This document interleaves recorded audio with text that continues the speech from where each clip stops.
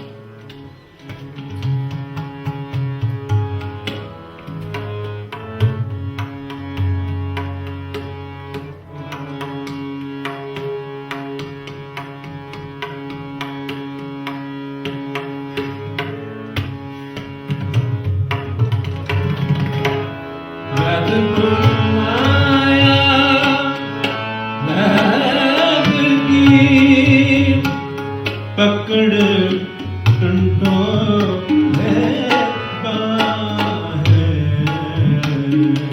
पकड़ टंटो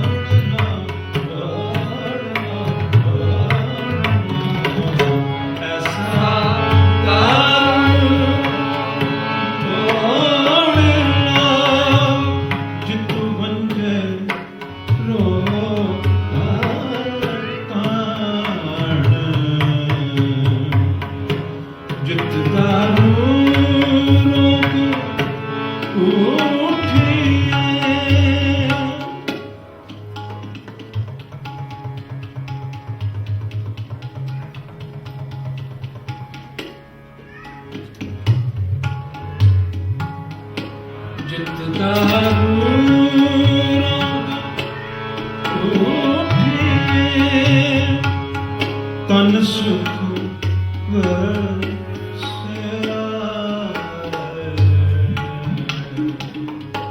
ਤਨ ਸੁਖ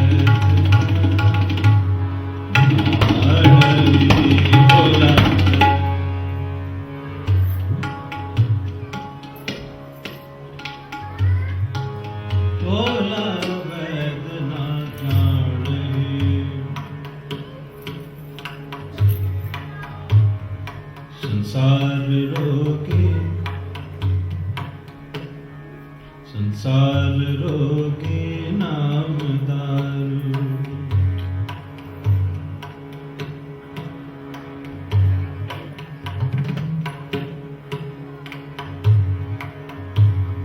ਸੰਸਾਰ ਰੋਗੇ ਨਾਮਦਾਰੂ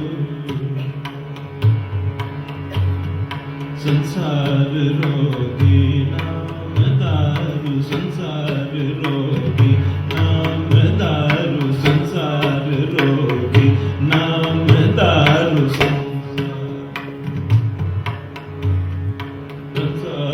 ਰੋਗੇ ਨਾਮਦਾਰੂ ਸੰਸਾਰ ਰੋਗੇ ਨਾਮਦਾਰੂ ਸੰਸਾਰ ਰੋਗੇ ਨਾਮਦਾਰੂ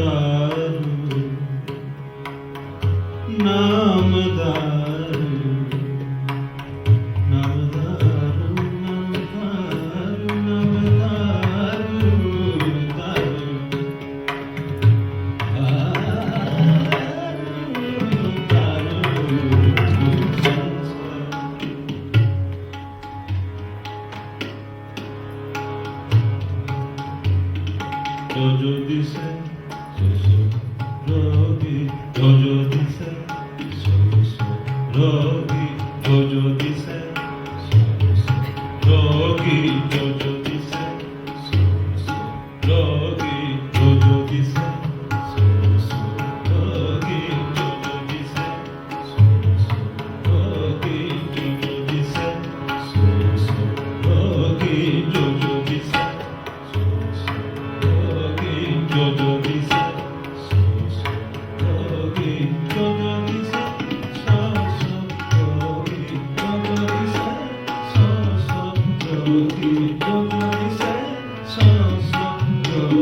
जो जो दिसे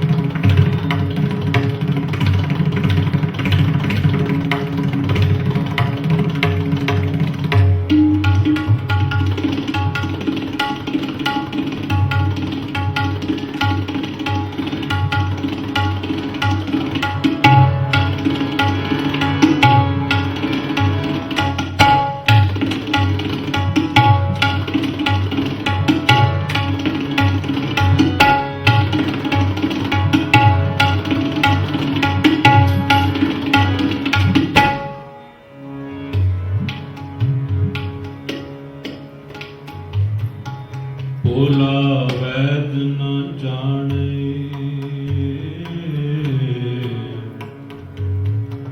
न जाने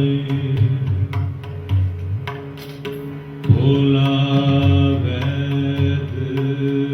न जाने भोला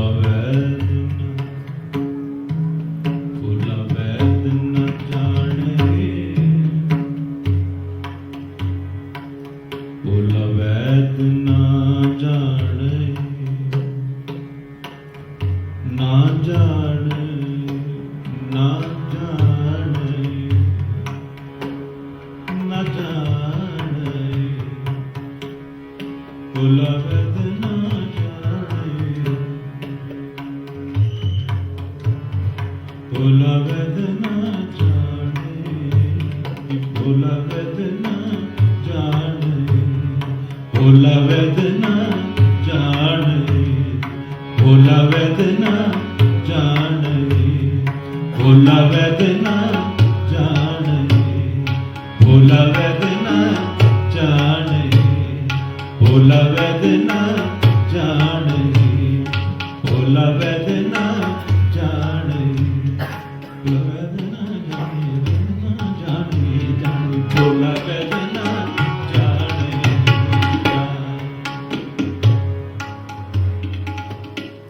भोला वैद न जाने।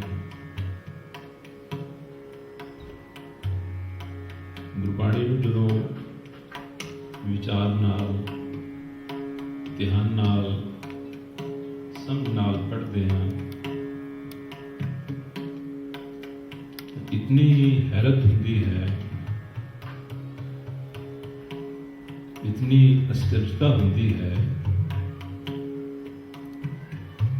गुरु जी जो कहते हैं उसनूं तां असीं फैदम भी नहीं कर सकते, उसनूं तां असीं कंप्रीहेंड भी नहीं कर सकते। साडे ख्वाबो ख्याल दे विच भी वो सोच, वो विचार नहीं है जो गुरु बाबा जी अपनी पवित्र बाणी च फरमान करते हैं। गुरु साहिब का इस पवित्र वचन दे विच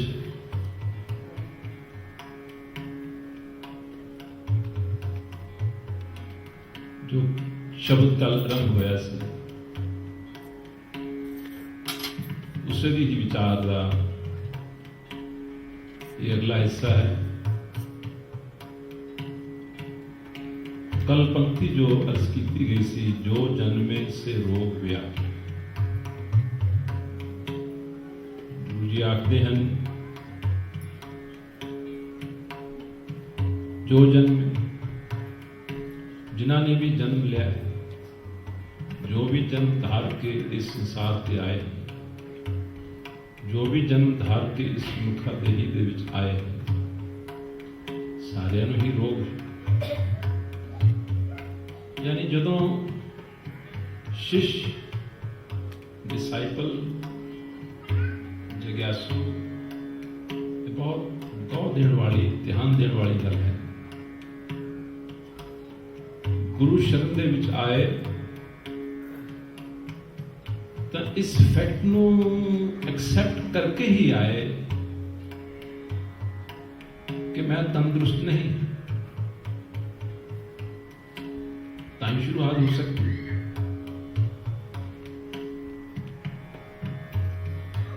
क्योंकि गुरु बाबा जी की निगाह देख सकती है, जानती है, और इस तत्व को निचोड़ के उन्होंने बाणी च दसिया है कि जो भी जन्मिया है, जो भी जन्मिया है वो अत्यंत किस्म के रोगों के नाल भरिया।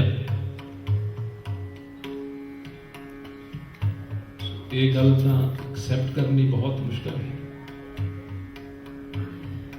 इस गल तो स्वीकार करना, कबूल करना बहुत ही भारा कठिन। इस करके ऐसी गल जो मन सुनता है तो कई दफा वो पूरी तरह उसको अटेंड ही नहीं करता। मन पूरी तरह उसको तवज्जो ही नहीं देता, मन पूरी तरह उसको सुनता भी नहीं है,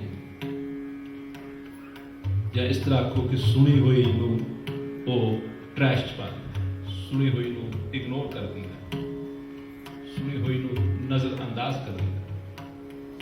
क्योंकि अगर मान लिया जाए,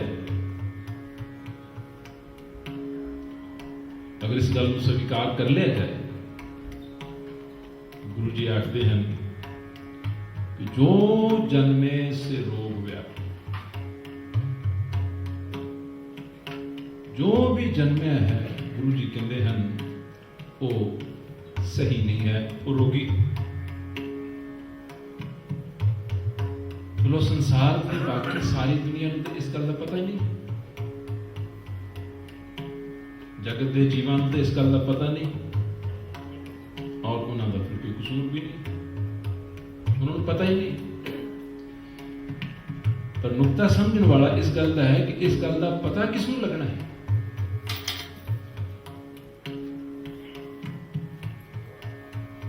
इस अंदर दी रोगी बीमार तस्वीर जिहड़ी है, उसकी समझ, उसकी पहचान सब तो पहला किसनू होनी? जो गुरु शरण च आया, जो शिष्य बनिया, जो शिष्य बनिया। क्योंकि अगर वो रोगी ना होता तो वो शिष्य ना बनता।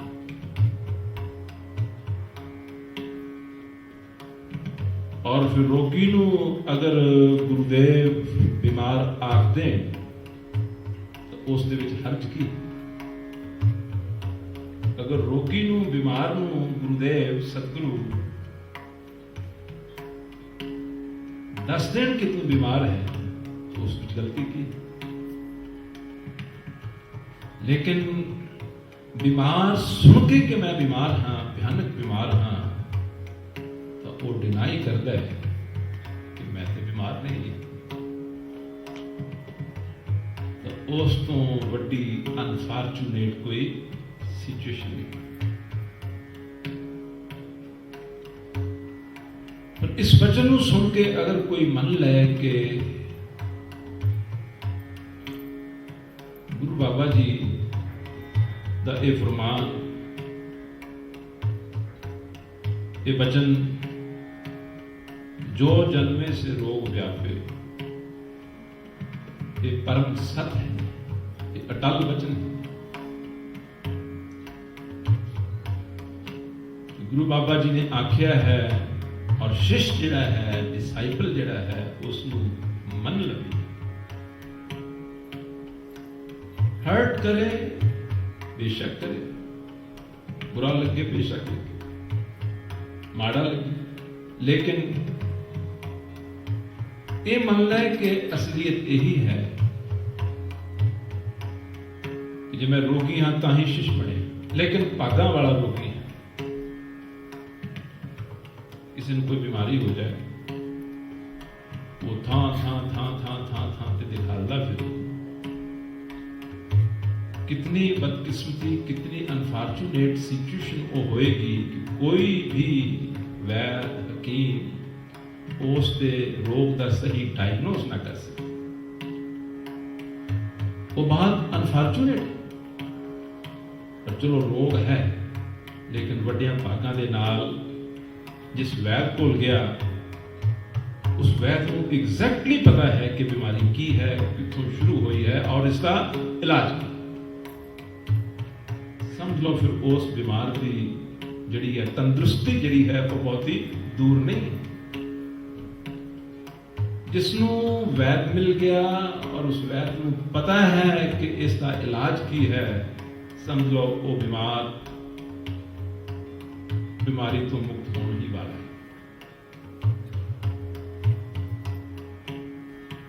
सो गुरबाणी तो बहुत विचारन समझने वाली वस्तु है।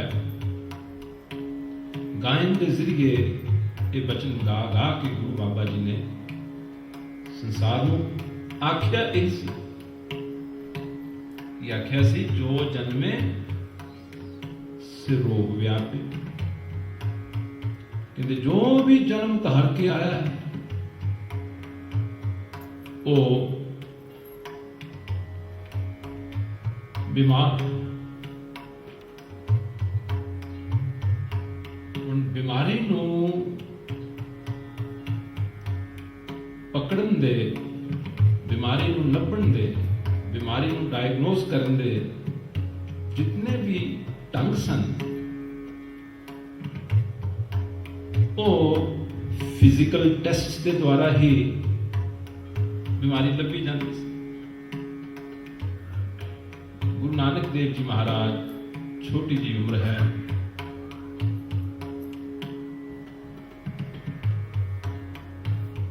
माता पिता देखते हैं कि बहुत चुप चुप जा रहे हैं।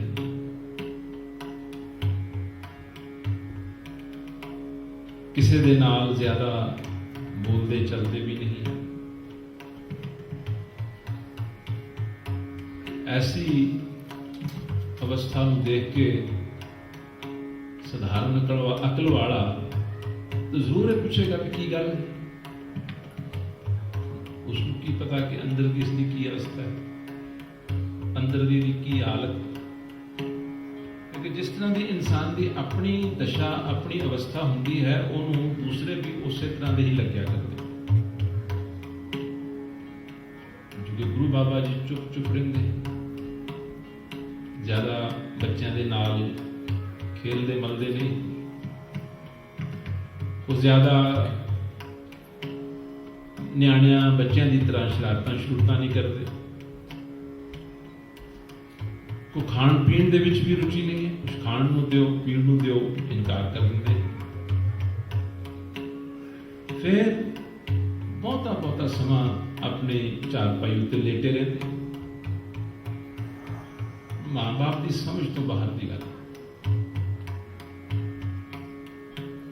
ਉਹ ਹਨ ਆਪਣੀ ਸਹਿਜ ਅਵਸਥਾ 'ਚ, ਉਹ ਹਨ ਆਪਣੀ ਆਤਮਿਕ ਅਡੋਲਤਾ ਦੇ ਵਿੱਚ, ਲੇਕਿਨ ਇੱਕ ਵੈਰ, ਇੱਕ ਪੂਰਨ ਵੈਰ ਉਸ ਦੁਨੀਆ ਦੇ ਵਿੱਚ ਆ ਗਿਆ ਹੈ ਜਿਹੜੀ ਸਾਰੀ ਦੀ ਸਾਰੀ ਹੀ ਬਿਮਾਰ ਹੈ, ਔਰ ਉਹ ਪੂਰੇ ਸੰਸਾਰ ਦੀ ਜਗਤ ਦੀ ਬਿਮਾਰੀ ਨੂੰ ਉਹ ਜਾਣਦਾ ਹੈ। ਉਹ ਵੈਦ ਵੀ ਉਦਾਸ ਹੋ ਸਕਦਾ ਹੈ, ਪਰ ਉਸ ਵੈਦ ਦੀ ਉਦਾਸੀ ਜਿਹੜੀ ਹੈ ਉਹ ਬਿਮਾਰਾਂ ਵਾਲੀ ਨਹੀਂ ਹੈ, ਉਹ ਪਰਉਪਕਾਰ ਦੇ ਕਾਰਨ ਉਦਾਸ ਹੈ, ਉਹ ਤਰਸ ਦੇ ਕਾਰਨ ਉਦਾਸ ਹੈ। ਉਹ ਵੈਦ ਜਾਣਦਾ ਹੈ ਕਿ ਇਹ ਆਪਣੇ ਆਪ ਨੂੰ ਠੀਕ ਸਮਝ ਰਹੇ ਹਨ, ਤੰਦਰੁਸਤ ਸਮਝ ਰਹੇ ਹਨ, ਅਰੋਗ ਸਮਝ ਰਹੇ ਹਨ, ਤਕੜੇ ਨਰੋਏ ਹੈਲਥੀ ਸਮਝ ਰਹੇ ਹਨ, ਪਰ ਇਹ ਤਾਂ ਸਾਰਾ ਜਗਤ ਹੀ ਬਿਮਾਰ ਹੈ। ਉਹਨਾਂ ਨੇ ਬਚਨ ਆਖਿਆ ਨਾ, ਸੰਸਾਰ ਰੋਗੀ ਨਾਮ ਦਾ, ਸਾਰਾ ਸੰਸਾਰ ਹੀ ਰੋਗੀ। तो माता पिता परेशान हैं, समझ कुछ आउंदा नहीं है। अक्सर माँ बाप के नाल ये दुखांत जुगां जुगांतरां तो हुंदा चलिया है। जदों कभी कदाई किसी माँ बाप के घर कोई उच्ची आत्मा, कोई बुलंद आत्मा, कोई बहुत ही विकसित आत्मा, इवॉल्व आत्मा जन्म ले लेंदी है, तो उसको सब तो पहला मिसअंडरस्टैंड करने वाले माता पिता होंगे। माता पिता का कोई कसूर नहीं है, पर उस आत्मा का भी कोई कसूर नहीं। ये तो देर बाद जाके पता लगेगा कि वो माता कितनी धनता के योग सी, वो पिता कितना धनता के योग सी, जिन्हों के द्वारा ऐसी पवित्र आत्मा ने इस संसार के विच आना चुने। लेकिन इन द बिगिनिंग माँ बाप जो हैं वो उस बिहेवियर को नहीं समझ सकते। फिर माँ बाप का ये कुदरतन है कि परेशान होना, दुखी होना, चिंतातुर होना। ठीक इसी तरह ही गुरु नानक देव जी के पिताजी और माता जी वैद हरदास नूं लै, वैद हरदास नूं लै, क्यों लै? क्योंकि वो गुरु बाबा जी की अवस्था नूं जानते थे। गुरु बाबा जी की जो आत्मिक बुलंदी है,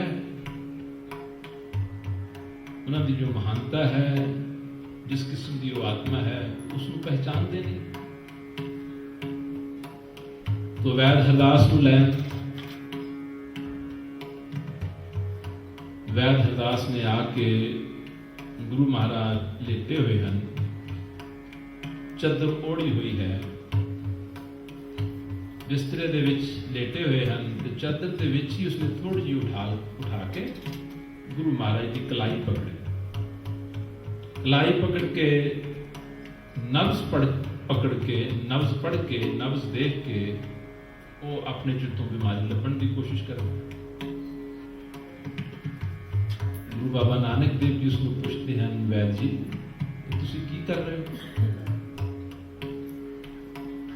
वो कहता मेरा किता है वैद की, मैं वैद हाँ, जापदा है तुहाडी सेहत ठीक नहीं है, तुसी तंदुरुस्त नहीं हो, कुछ खाते पीते नहीं हो, किसी नाल बोलते चलते नहीं हो, बस लेटे ही रहते हो, जरूर कोई ना कोई रोग होएगा। इस करके मैं तुहाडी नब्ज पढ़ के रोग लभण की कोशिश करांगा, रोग लभ जाएगा, फिर उसकी दवाई देंगा, तुसी ठीक हो जाओगे। छोटी जी उम्र है। गुरु बाबा जी आखते हैं, वैद जी तुसी तंदुरुस्त हो, तुहानू अपनी बीमारी का पता है? कहता हाँ मैं तो तंदुरुस्त हूं, मैनू तो कोई बीमारी नहीं। इमेजिन करो वो सीन, इमेजिन करो वो समा जदों ये वारदात हुई। माँ बाप की सोचते हो, उन्होंने की गुजरती हुई आले दुआले दे, और वैद जदों ये वार्तालाप हो रहा हो, तुसी आप तंदुरुस्त हो, आप तुसी अरोग हो, तुहानू ते कोई रोग नहीं? मैं तो बिल्कुल तंदुरुस्त हूं। गुरु जी कहते तुसी झूठ क्यों बोल रहे हो?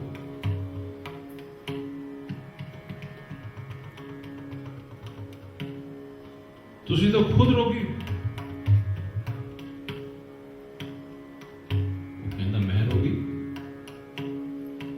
वैद मैं हाँ, मरीज ये है और मरीज मैनू आख रहा है कि मैं रोगी। कहता मैं रोगी किवें होया? मैनू केड़ा रोग है? गुरु जी कहते मैं दसां तुहानू केड़ा रोग? कहता दसो।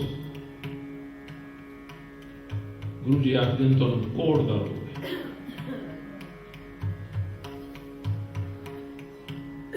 तुहानू कोढ़ दा रोग है। बड़ा हैरान। फिर गुरु जी कहते वैद जी कल्ले तुहानू ही नहीं, सारी दुनिया में कोढ़ दा रोग है।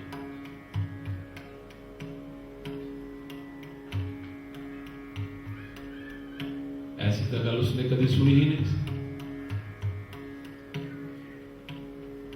क्यूरियोसिटी बढ़ गई, कुछ गुरु जी की अपनी मेहर भी हो रही है उसको। सब तो पहला तो जदों उन्होंने तंदुरुस्ती देनी शुरू की तो वैद तो ही की। जदों उन्होंने इलाज करना शुरू किया तो कित्थों शुरू किया? वैद तो इलाज करना शुरू। जदों उन्होंने अपनी पढ़ाई पढ़ानी शुरू की तो कित्थों शुरू की? गोपाल पांधे तो शुरू की। जिथे दुनिया पढ़न जाती है उत्थे उन्होंने अपनी तालीम शुरू की, और जिथे दुनिया जितों इलाज करन जाती है उत्थे उन्होंने अपना इलाज शुरू किया। कहता थोड़ा खोल के दसो मैनू केड़ा रोग है? गुरु जी कहते कि इस गल तो मुनकर हो सकते हो कि तुहानू हौमे दा रोग नहीं? हुण समझदार इंसान सी, उस वैद नू अनपढ़ नहीं आख्या जा सकता। कितने वैदिक के ग्रंथ पढ़े हुए होंगे, कितनी जो सुरती बारीक का मालक होएगा, कितनी रिफाइंड थिंकिंग का मालक होएगा, तो उस दे लई ये गल समझनी कोई मुश्किल नहीं होगी। वो इस असलीयत नू, क्योंकि ये हौमे का रोग जदों तो ये जीव बने उदों तो ही हौमे रोग मानुख तो दीन है। कोई नहीं बच्चा जिसमें हौमे का रोग ना हो।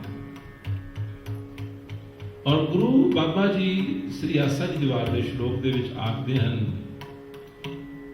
कि ये जीव का जमना, जम्मण तो लैके मरण तक का जो भी सिलसिला है ये उदों तक ही है जदों तक हौमे का रोग है। और जदों हौमे का रोग खत्म हो गया ये जन्म ही नहीं लै सकते। शुरू ही उन्होंने इत्थों किया है, हौम विच आया। ये आया ही तां है अगर हौमे का रोग कायम है। अगर वो ना हुंदा हड्ड मास नाड़ी का पिंजरा जिहड़ा है इस दे विच आ ही नहीं सकता। सो समा समाप्त हो गया, कल नूं आपां इत्थों ही चलांगे। अज इस गल नूं सुन के जो भागां वाले होणगे वो जरूर इस पंक्ति दे नाल सुन के टचड होए होणगे ਉਹਨਾਂ ਉੱਤੇ ਇਨਫਲੂਐਂਸ ਹੋਇਆ ਹੋਏਗਾ ਕਿ ਗੁਰੂ ਮਹਾਰਾਜ ਦੀ ਪਵਿੱਤਰ ਬਾਣੀ ਸੰਸਾਰ ਦੇ ਹਰੇਕ ਜੀਵ ਨੂੰ ਇਹ ਕਹਿੰਦੀ ਹੈ ਕਿ ਜੋ ਵੀ ਜਨਮਿਆ ਹੈ ਉਹ ਰੋਗ ਲੈ ਕੇ ਹੀ ਆਇਆ ਹੈ, ਔਰ ਰੋਗ ਬਹੁਤ ਡੂੰਘਾ ਹੈ, ਬਹੁਤ ਗਹਿਰਾ ਹੈ। ਫਿਜ਼ੀਕਲ ਤੰਦਰੁਸਤੀ ਦੇ ਨਾਲ ਉਸ ਰੋਗ ਦਾ ਕੋਈ ਕਨੈਕਸ਼ਨ ਨਹੀਂ ਹੈ, ਕੋਈ ਤਾਲੁਕ ਨਹੀਂ। Medically you can be 100% fit, ਪਰੰਤੂ ਇਹ ਰੋਗ ਬਹੁਤ ਡੂੰਘਾ ਹੈ। ਵੈਦ ਨੂੰ ਗੁਰੂ ਜੀ ਕਹਿੰਦੇ ਹਨ ਭੋਲਾ, ਵੈਦ ਨਾ ਜਾਣੇ, ਕਹਿੰਦੇ ਇਹ ਵੈਦ ਬੜਾ ਭੋਲਾ ਹੈ, ਇਗਨੋਰੈਂਟ ਹੈ, ਨਾਦਾਨ ਹੈ, ਇਸ ਨੂੰ ਪਤਾ ਹੀ ਨਹੀਂ ਹੈ ਰੋਗ ਕਿੱਥੇ ਹੈ। ਇਹ ਨਵਸ ਨਾੜੀਆਂ ਦੇ ਵਿੱਚ ਰੋਗ ਲੱਭਦਾ ਪਿਆ, ਇਹ ਰੋਗ ਨਾੜੀਆਂ ਦੇ ਵਿੱਚ ਨਹੀਂ ਹੈ। ਕਰਕ ਕਲੇਜੇ ਮਾਈ, ਕਲੇਜੇ ਦਾ ਅਰਥ ਇੱਥੇ ਮਨ ਹੈ, ਰੋਗ ਮਨ ਦੇ ਵਿੱਚ, ਔਰ ਮਨ ਦੇ ਰੋਗ ਦਾ ਦੁਨੀਆ ਤੇ ਕੋਈ ਇਲਾਜ ਨਹੀਂ। ਮਨ ਦੇ ਰੋਗ ਦਾ ਇਲਾਜ ਕਰਨ ਵਾਲੇ ਖੁਦ ਵੀ ਰੋਗੀ, ਜਿਤਨੇ ਦੁਨੀਆ ਦੇ ਵਿੱਚ ਮਨ ਦੇ ਰੋਗ ਦਾ ਇਲਾਜ ਕਰਨ ਵਾਲੇ ਹਨ ਨਾ, ਉਹਨਾਂ ਨੂੰ ਨੰਬਰ 1 ਤਾਂ ਪਹਿਲਾਂ ਪਤਾ ਹੀ ਨਹੀਂ ਲੱਗਦਾ ਕਿ ਰੋਗ ਕੀ ਹੈ। ਉਹ ਸਾਰਾ ਉਹਨਾਂ ਦਾ ਗੈਸ ਵਰਕ ਹੁੰਦਾ ਹੈ, ਅਸਿਊਮ ਕਰਦੇ। ਮਨ ਦੇ ਰੋਗ ਦਾ ਇਲਾਜ ਤਾਂ ਉਸ ਨੂੰ ਹੈ ਜੋ ਇਹ ਮਨ ਕਦੋਂ ਬਣਿਆ, ਕਿਵੇਂ ਬਣਿਆ, ਕਦੋਂ ਤੋਂ ਸ਼ੁਰੂ ਹੋਇਆ, ਔਰ ਇਸ ਮਨ ਨੂੰ ਜਿੱਤ ਵੀ ਚੁੱਕਾ ਹੈ, ਇਸ ਮਨ ਦੇ ਰੋਗਾਂ ਨੂੰ ਖਤਮ ਕਰ ਚੁੱਕਾ ਹੈ, ਸਿਰਫ ਉਸ ਨੂੰ ਪਤਾ ਹੈ। ਇਸ ਕਰਕੇ ਗੁਰੂ ਜੀ ਉਸ ਨੂੰ ਕਹਿੰਦੇ ਹਨ ਭੋਲਾ ਵੈਦ ਨਾ ਜਾਣੇ ਕਰ ਕਲੇਜੇ, ਕਹਿੰਦੇ ਐ ਭੋਲੇ ਵੈਦ ਪਤਾ ਹੀ ਨਹੀਂ ਹੈ, ਮੇਰੀ ਨਬਜ਼ ਦੇਖਣ ਲੱਗਾ ਹੋਇਆ, ਨਬਜ਼ ਦੇ ਵਿੱਚੋਂ ਤੂੰ ਬਿਮਾਰੀ ਦੀ ਜੋ ਸਮਝ ਪਹਿਚਾਨ ਕਰਨ ਦੀ ਕੋਸ਼ਿਸ਼ ਕਰ ਰਿਹਾ ਹੈ। ਸਰੀਰ 'ਚ ਤਾਂ ਬਿਮਾਰੀ ਹੈ ਹੀ ਨਹੀਂ, ਸਰੀਰ 'ਚ ਬਿਮਾਰੀ ਨਹੀਂ ਹੈ, ਬਿਮਾਰੀ ਮਨ ਦੇ ਵਿੱਚ ਹੈ। ਔਰ ਮਨ ਕੀ ਹੈ? ਇਸ ਦੇ ਖਿਆਲ ਹਨ, ਮਨ ਕੀ ਹੈ? ਇਸ ਦੇ ਸੁਭਾਵ ਹਨ, ਮਨ ਇਸ ਦੇ ਵਿਚਾਰ ਹਨ, ਮਨ ਇਸ ਦੀਆਂ ਸੋਚਾਂ ਹੈ, ਮਨ ਇਸ ਦੀ ਹਉ ਹੈ, ਮੈਂ ਹੈ। ਇਹ ਸਾਰਾ ਕੁਝ ਇਕੱਠਾ ਕਰੋ ਤਾਂ ਮਨ ਬਣਦਾ ਹੈ। ਗੁਰੂ ਜੀ ਕਹਿੰਦੇ ਉਹ ਸਾਰੇ ਦਾ ਸਾਰਾ ਹੀ ਬਿਮਾਰ ਹੈ, ਇਸ ਦੇ ਵਿਚਾਰ ਵੀ ਬਿਮਾਰ, ਪਰ ਇਸ ਗੱਲ ਨੂੰ ਮੰਨਣਾ ਆਸਾਨ ਨਹੀਂ। It is almost next to impossible to accept। ਇਸ ਦਾ ਅਰਥ ਇਹ ਹੋਇਆ ਜੋ ਨਾ ਮੰਨ ਸਕੇ ਇਸ ਗੱਲ ਨੂੰ, ਉਹ ਵੈਦ ਦੇ ਕੋਲ ਆ ਕੇ ਵੀ ਆਪਣੀ ਬਿਮਾਰੀ ਨੂੰ ਆਪਣੇ ਅੰਦਰ ਹੀ ਸਮੇਟ ਕੇ ਵਾਪਸ ਉੱਥੇ ਹੀ ਚਲੇ ਜਾਏ ਕਿ ਨਹੀਂ ਮੈਂ ਠੀਕ ਹਾਂ, ਤੂੰ ਰਹਿਣ, ਮੈਂ ਠੀਕ ਹਾਂ। ਪਰ ਜਿਸਨੇ ਇਸ ਵਚਨ ਨੂੰ ਸੁਣ ਕੇ ਅੱਜ ਤੋਂ ਬਾਅਦ ਸੋਚਣਾ ਸ਼ੁਰੂ ਕਰ ਦਿੱਤਾ ਕਿ ਇਹ ਰੋਗ ਦਾ ਅਗਰ ਇਲਾਜ ਨਾ ਹੋਇਆ ਤਾਂ ਹਉ ਵਿੱਚ ਆਇਆ, ਹਉ ਵਿੱਚ ਗਿਆ, ਹਉ ਵਿੱਚ ਜੰਮਿਆ, ਹਉ ਵਿੱਚ ਮੂਆ, ਇਹ ਕਹਾਣੀ ਦਾ ਅੰਤ ਨਹੀਂ ਹੋਣਾ, ਇਸ ਸਿਲਸਿਲੇ ਦਾ ਅੰਤ ਨਹੀਂ ਹੋਣਾ, ਇਸ ਵਿੱਚ ਚੱਲਦੇ ਹੀ ਜਾਣਾ ਹੈ, ਚੱਲਦੇ ਹੀ ਜਾਣਾ, ਚੱਲਦੇ ਹੀ ਜਾਣਾ। ਹੁਣ ਸਮਾਂ ਇਜਾਜ਼ਤ ਨਹੀਂ ਦੇ ਰਿਹਾ, ਦਿਲ ਰੱਜਿਆ ਨਹੀਂ, ਮੈਨੂੰ ਪਤਾ ਸੰਗਤ ਦਾ ਵੀ ਰੱਜਿਆ ਨਹੀਂ। ਸਰੋਤਿਆਂ ਦੇ ਬੈਠਣ ਤੋਂ ਸੁਣਨ ਤੋਂ ਪਤਾ ਲੱਗਦਾ ਹੁੰਦਾ, ਪਰ ਇੱਕ ਘੜੀ ਐਸੀ ਚੀਜ਼ ਹੈ ਇਹ ਇਜਾਜ਼ਤ ਨਹੀਂ ਦੇ ਰਹੀ। ਵਰਨਾ ਇਹ ਗੁਰੂ ਬਾਬਾ ਜੀ ਦੀ ਤਾਲੀਮ ਹੈ, ਇਹ ਵਿਦਿਆ ਹੈ, ਇਹ ਦੁਰਲਭ ਹੈ, ਇਹ ਬਹੁਤ ਹੀ ਮੁਸ਼ਕਿਲ ਹੈ। ਅੱਜ ਕੱਲ੍ਹ ਇਸ ਦੀ ਕੋਈ ਗੱਲ ਹੀ ਨਹੀਂ ਕਰਦਾ। ਅਸਾਂ ਹਿੰਦੁਸਤਾਨ 'ਚ ਵੀ ਔਰ ਬਾਹਰ ਵੀ ਘੁੰਮ ਫਿਰ ਕੇ ਪੂਰਾ ਦੇਖ ਲਿਆ, ਉੱਥੇ ਤਾਂ ਬਿਲਕੁਲ ਹੀ ਭੋਗ ਪਿਆ ਹੋਇਆ। ਇਹ ਜਿਹੜੀ ਹੈ ਗਾਇਬ ਹੁੰਦੀ ਹੈ, ਬਹੁਤ ਵਿਰਲੇ ਹੈ।